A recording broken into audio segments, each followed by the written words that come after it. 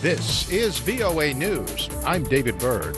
Vice President Mike Pence says the United States has developed a plan to get more than 3,000 people off a cruise ship that has been anchored off the coast of California after some on board tested positive for the coronavirus.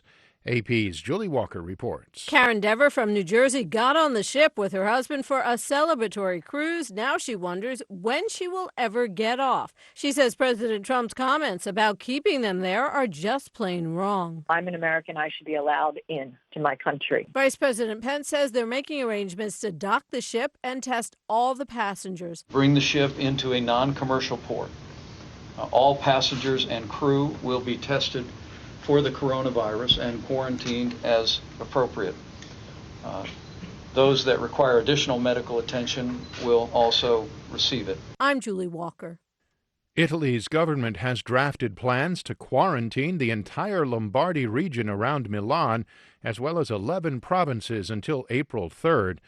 Meanwhile, Pope Francis canceled his regular appearances in public to avoid crowds gathering to see him.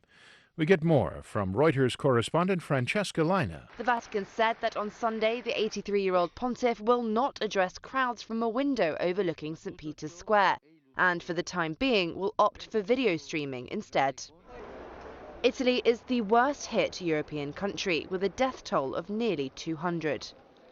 The leader of the country's co-ruling Democratic Party, Nicola Zingaretti, confirmed on Saturday that he too had contracted the virus. Anche io ho il coronavirus. On Saturday, France, Germany and the Netherlands all reported a rise in the number of cases, while Malta, Slovakia and Serbia confirmed their first infections. That's Francesca Leina reporting. This is VOA News. More than 40 people have been rescued following the collapse of a hotel used as a coronavirus quarantine facility in Guangzhou in eastern China Saturday. State media said around 70 people were initially trapped when the building first crumbled. The Ministry of Emergency Management said that 43 people had been rescued, but no deaths have been reported. Video from the site showed rescue workers scrambling over piles of twisted metal and rubble and taking injured people to ambulances.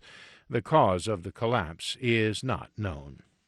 Tear gas and smoke bombs clouded a Greek-Turkish land border on Saturday in a fresh flare-up of tensions over migrants seeking access to EU territory. Reuters correspondent Olivia Chan reports. A Reuters correspondent in the area said the projectiles were coming from Turkish territory and being fired towards Greek police near the border crossing. Some tear gas was also being fired by Greek police. Thousands of migrants have been trying to get into Greece, an EU member state, after Turkey said last week it would no longer try to keep them as agreed in 2016 with the EU in return for billions of euros in aid. Greek officials say authorities have stopped more than 1,000 attempts to cross the border in the last 24 hours. Heavy machinery was moved to the border crossing area on the Greek side on Saturday morning, and a bulldozer was seen digging embankments. That's Olivia Chan reporting. The race for the Democratic presidential nomination is down to two, and former Vice President Joe Biden and Vermont Senator Bernie Sanders have been on the campaign trail in the Midwest. We get details from AP correspondent Ben Thomas. Thank you, Dearborn. Bernie Sanders liked the makeup of the crowd that showed up for his rally in Dearborn, Michigan. I get inspired because I talk to groups like this. I look around this room and I see people coming from so many different backgrounds. It is beautiful. This is what America looks like at its best. Meanwhile, Joe Biden was campaigning in St. Louis. You know, Senator Sanders likes to say he'll need a record turnout to defeat Donald Trump. He's right. And we're the campaign that's going to do that record turnout. Missouri and Michigan both hold primaries on Tuesday.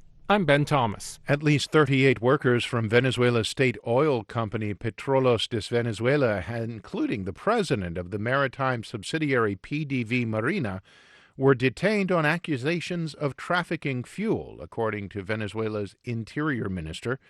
The move comes just days after other state officials were detained amid a shakeup at PDVSA after President Nicolas Maduro last month named a committee to restructure the OPEC nation's oil industry. For more, visit voanews.com. I'm David Byrd, VOA News.